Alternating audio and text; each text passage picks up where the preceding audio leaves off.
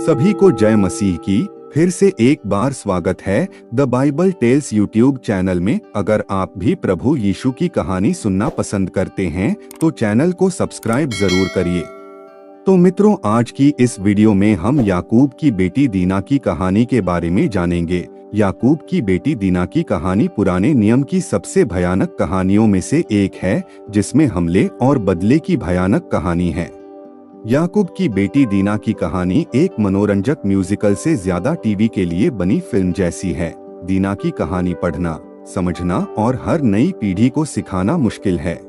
यह वीडियो बच्चों के लिए आदर्श सामग्री नहीं है, क्योंकि यह शुरू से अंत तक एक दुखद कहानी है। दीना और उसके साथ जो हुआ उसके इतिहास के बारे में समझना महत्वपूर्ण है कि बाइबल इतिहास की एक किताब है। ये नैतिक पाठ पढ़ाने के लिए बनाए गए पात्र नहीं थे। याकूब और उसका परिवार असली लोग थे। वे एक पतित दुनिया में पापियों के रूप में रहते थे। प्राचीन समय में एक आदिवासी संस्कृति के भीतर रहते थे। शादियां तय की जाती थीं। बेटियों का मूल्य उनकी दुल्हन की कीमत के कारण था, जबकि कुछ के पास प्यार करने वाले पिता थे। कई लोग अपनी बेटियों को केवल राजनीतिक, सामाजिक या भौतिक पूंजी के लिए महत्व देते थे, जो परिवार को उनकी शादी से मिलती थी। बाइबल के लेखक ने दीना की कहानी को बिना किसी भावुकता के बताया है। उत्पत्ति 34 में वह सब कुछ बताया गया है जो हम उसके बारे में जानते हैं, और यह एक स्पष्ट और निडर रिपोर्ट है। इसे समय और संस्कृति के संदर्भ में पढ़ा और पढ़ाया जाना चाहिए, लेकिन फिर भी यह इज़राइल के प्रारंभिक जीवन के इतिहास में एक दर्दनाक घटना है। तो चलिए वीडियो को शुरू करते हैं। बात उस समय की है जब लिया की बेटी दीना, जो याकूब से पैदा हुई थी, उस देश की स्त्रियों से मिलने को निकली। और जब देश के प्रधान हिव्वी हमोर के पुत्र शेकेम ने उसे देखा, तब उसने उसे पकड़कर उसके साथ बलात्कार किया और उसका अपमान किया। और उसका मन याकूब की बेटी दीना की ओर आकर्षित हो गया। वह युवती से प्रेम करने लगा और उसके साथ प्रेम से बातें करने लगा। तब शेकेम ने अपने पिता हमोर से कहा, इस लड़की को मेरे लिए पत्नी बना दे।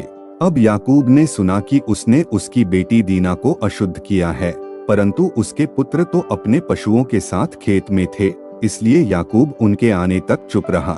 तो मित्रों, पूरी कहानी क्या है आगे हम इस वीडियो में जानेंगे, लेकिन उससे पहले वीडियो को एक लाइक करके चैनल को सब्सक्राइब जरूर करिए। यहाँ दीना के पिता याकूब के परिवार की संरचना को समझना महत्वपूर्ण है, इसलिए पहले हम याकूब की परिवार को समझते हैं। याकूब की दो पत्नियां थीं, राहेल और लिया। राहेल और लिया दोनों बहन थी। याकूब को शुरू में राहेल से प्यार हो गया था और उसने उसके पिता लाबान से 7 साल तक उसके लिए काम करने का वादा किया था।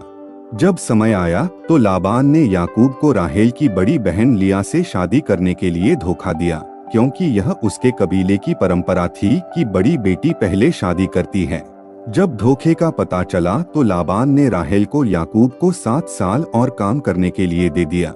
बाइबल में बताया गया है कि परमेश्वर ने देखा कि लिया को घृणा या प्यार नहीं किया जा रहा था, इसलिए उसने उसका गर्भ खोला।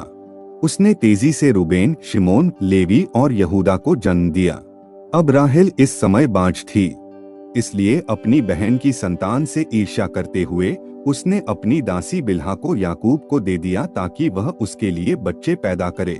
बिल्हा ने दान और नप्ताली को जन्म दिया, जिन्हें राहेल ने अपना होने का दावा किया। लिया ने बांझपन का दौर देखा, इसलिए उसने याकूब को अपनी दासी जिल्पाह दे दी, और जिल्पाह ने गाद और आशेर को जन्म दिया। लिया फिर से गर्भवती हुई और उसने 2 और बेटे, इस्साकार और जबूलून, और याकूब की इकलौती बेटी दीना को जन्म दिया। फिर बाइबल कहती है, परमेश्वर ने राहेल को याद किया और उसने यूसुफ को जन्म दिया। आखिरकार राहेल यूसुफ के छोटे भाई बिन्यामीन को जन्म देने के बाद मर गई। इस तरह इस्राएल के 12 बेटे पूरे हो गए, लेकिन वे अलग अलग माताओं से पैदा हुए थे, इसलिए उनकी वफादारी अलग अलग थी।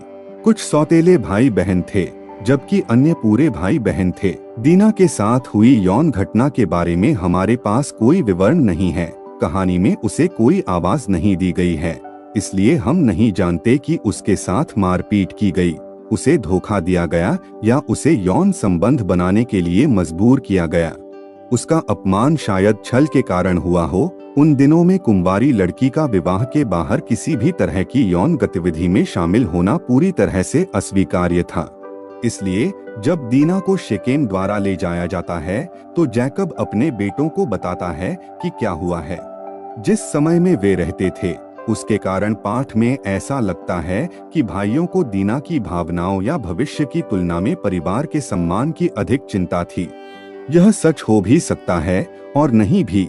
हमें बस इस बारे में जानकारी नहीं है कि वे दीना से प्यार करते थे या बस अपने सम्मान से प्यार करते थे। हमें दीना के बारे में कोई जानकारी नहीं मिलती है, सिवाय इसके कि हम जानते हैं कि वह इस दौरान शेकेम के घर में रहती है। बाकी का विवरण पुरुषों के इर्द गिर्द घूमता है। शेकेम और उसके पिता हामोर याकूब के पास जाते हैं और दुल्हन की कोई भी कीमत चुकाने की पेशकश करते हैं। शेकेम ने दीना का उल्लंघन करने के बाद फैसला किया है कि वह उसे अपनी पत्नी बनाना चाहता है। तब उनके भाई दिखावा करते हैं कि अगर शहर के सभी पुरुष अपने परिवार की खतना की परंपरा का पालन करते हैं तो वे शादी के लिए सहमत हो जाते हैं। शेकेम और उसके पिता इन शर्तों से सहमत होते हैं और शहर के पुरुष खतना करवाते हैं।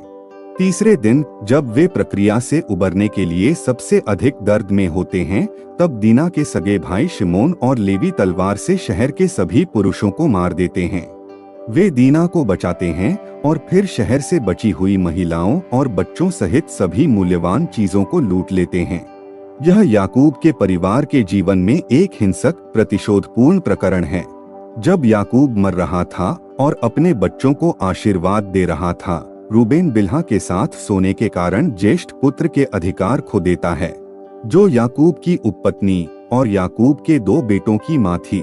फिर याकूब शिमोन और लेवी को शेकेमियों के खिलाफ हिंसा और बदला लेने के कृत्य के लिए दोषी ठहराता है और वे ज्येष्ठ पुत्र का दर्जा खो देते हैं, जो फिर यहूदा को जाता है।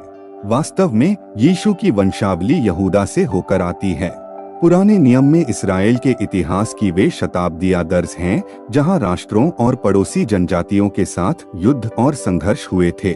इन युद्धों में कई बार ऐसा होता है जब परमेश्वर इस्राएलियों को विरोधी राष्ट्रों को नष्ट करने का निर्देश देता है और जब परमेश्वर युद्धों को इस तरह से अंजाम देता है कि 2 या 3 विरोधी जनजातियां एक दूसरे को नष्ट कर देती हैं।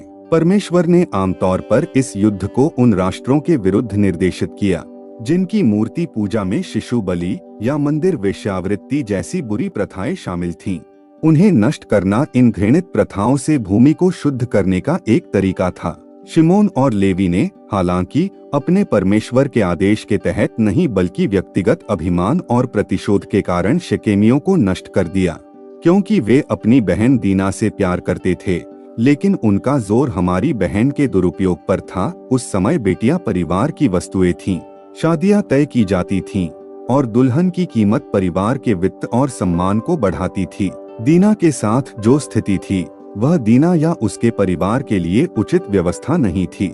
शेकेम ने दीना का फायदा उठाया और याकूब के परिवार का फायदा उठाने की कोशिश की। शेकेम ने अपमानजनक कार्य शुरू किए, लेकिन इसका अंत उसके साथ होना चाहिए था।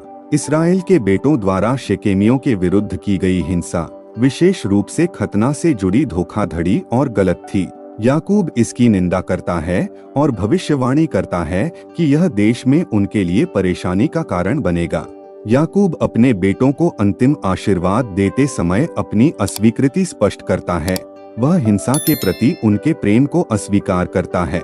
बदला लेना और छल करना इस्राएल के परमेश्वर के तरीके नहीं हैं। शिमोन और लेवी को इसके लिए दोषी ठहराया जाता है और जब रूबेन उत्तराधिकार की पंक्ति में अपना स्थान खो देता है तो वे ज्येष्ठ पुत्र का दर्जा पाने की किसी भी संभावना को खो देते हैं। बाइबल स्पष्ट रूप से कहती है कि बदला लेने का अधिकार केवल परमेश्वर को है। प्रियजनों, कभी भी अपना बदला न लें, बल्कि इसे परमेश्वर के क्रोध पर छोड़ दें, क्योंकि रोमियो 12 के वचन 19 में लिखा है, प्रभु कहता है, बदला लेना मेरा काम है, मैं ही बदला चुकाऊंगा। परमेश्वर को गलत काम के लिए बदला देना भरोसे और विश्वास का कार्य है, जो न्याय और निष्पक्षता के साथ बदला लेना जानता है। सो आगे हम जानेंगे कि इस घटना के बाद दीना के साथ क्या हुआ। वैसे तो इस बारे में बाइबल हमें कुछ नहीं बताती, लेकिन हम उत्पत्ति 46 के वचन 15 से जानते हैं कि जब वे बड़े अकाल के दौरान मिस्र गए थे, तब वह परिवार के साथ थी। यूसुफ मिस्र में फिरौन के अधीन सत्ता में दूसरे स्थान पर था और अपने परिवार को भुखमरी से बचाने में सक्षम था, क्योंकि शेकेम के साथ हुई घटना के बाद दीना विवाह के योग्य नहीं थी। इसलिए सबसे अधिक संभावना है कि उसके भाई के घर में से किसी ने उसे अपने साथ रखा या उसने अपने जीवन के बाकी समय में अपने पिता की देखभाल में मदद की। उसके किसी बच्चे का श्रेय नहीं दिया जाता है और उसके बारे में और कुछ नहीं कहा जाता है। सुसमाचारों में महिलाओं के प्रति यीशु का व्यवहार क्रांतिकारी था। पुराने नियम में परमेश्वर ने महिलाओं के लिए कई सुरक्षाओं का आदेश दिया था। दीना के साथ यह घटना महिलाओं के लिए परमेश्वर की इच्छा को नहीं दर्शाती है, बल्कि पापी और पतित दुनिया में रहने वाली महिलाओं के लिए खतरों और जोखिमों को दर्शाती है। अगर हम दीना की कहानी से कुछ सीखते हैं तो वह यह है कि भगवान बदला लेने की निंदा करते हैं। साथ ही हम देख सकते हैं कि जबकि पुराने नियम के लोगों को जीवित रहने के लिए आवश्यक लड़ाइयों में शामिल होना पड़ा, भगवान ने व्यक्तिगत संतुष्टि के लिए हत्या को मंजूरी नहीं दी। जब यह सिखाया जाता है तो यहाँ कहानी का फोकस होना चाहिए और यहूदा की वंशावली को समझने के लिए इसका महत्व होना चाहिए। बाइबल के लेखक ने संभवतः इस दुखद कहानी को सबक सिखाने के लिए नहीं, बल्कि यह स्पष्ट करने के लिए शामिल किया कि यहूदा ने याकूब के ज्येष्ठ पुत्र का आशीर्वाद क्यों प्राप्त किया। यहूदा वह पुत्र होगा जिसके माध्यम से यीशु की वंशावली आई। तो मित्रों, आज के लिए बस इतना ही। अगर आप भी प्रभु यीशु को धन्यवाद बोलना चाहते हैं तो आप कमेंट करके बोल सकते हैं और इस जानकारी को अपने दोस्तों के साथ सोशल मीडिया पर शेयर भी कर सकते हैं। तो उम्मीद करते हैं कि हमारा यह वीडियो आपको पसंद आया होगा। अगर पसंद आया तो वीडियो को लाइक और शेयर करना बिल्कुल भी ना भूलें। चैनल में नए हैं तो सब्सक्राइब जरूर करें। फिर मिलेंगे अगली वीडियो में, तब तक के लिए आप सभी को जय मसीह की।